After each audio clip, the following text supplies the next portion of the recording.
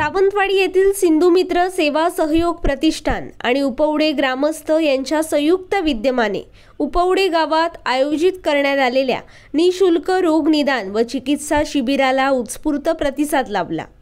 सिंधुमित्र प्रतिष्ठानच्या या वैद्यकीय सेवाभावामुळे उपवडेवासीय भारावून गेले। कुडाळ तालुक्यात माणगाव खोऱ्यात दुर्गम स्थानी असलेल्या उपवडे गावात हे पहिलंच आरोग्य शिबिर झालं।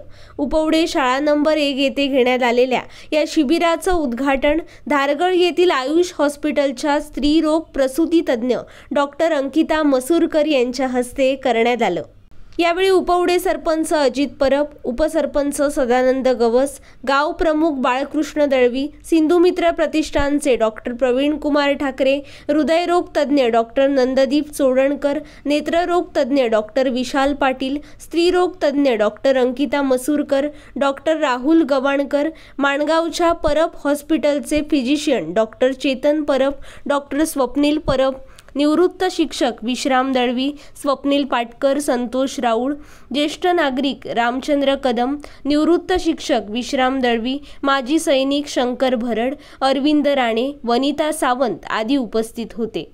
या शिबिरात लॅब टेक्निशियन प्रशांत कौटणकर यांनी रुग्णांची ब्लड शुगरची तपासणी केली। या शिबिरात गरजू रुग्णांची तपासणी करून त्यांना औषधं देण्यात आली। या शिबिराचं नियोजन सिंधुमित्र प्रतिष्ठानचे कार्यकर्ते भार्गवराम शिरोडकर, गुरुनाथ राऊळ, संतोष नाईक, भगवान रेडकर, दीपक गावकर, नितीन गोंडगेरे, सिद्धेश मणेरीकर यांनी केलं। आज उपवडे साकेडे गावात सिंधुमित्र या संस्थेचे सर्व डॉक्टर सर्व आजारांवर उपवडे साकेडे गावातील सर्व गरजू लोकांनी नेत्र तपासणी, महिलांचे आजार या संदर्भात सर्व आरोग्य तपासणी करून घेतली आणि त्यावर मोफत उपचार करून चांगल्या प्रतीचे औषधं देण्यात आली। या निमित्ताने आपल्या या सिंधुमित्र सेवा सहयोग प्रतिष्ठानचे सर्व कार्यकर्ते आणि त्यांच्याबरोबर आलेले डॉक्टर्स यांना मी प्रथम धन्यवाद देतो की या उपवडेसारख्या ग्रामीण भागामध्ये येऊन त्यांनी ही सेवा पुरवलेली आहे। त्याचबरोबर रुग्णांना सुद्धा मोफत औषधं देण्याचं सुद्धा त्यांनी एक चांगलं काम या ठिकाणी केलेलं आहे। मी पुन्हा या संस्थेला धन्यवाद देतो। जय।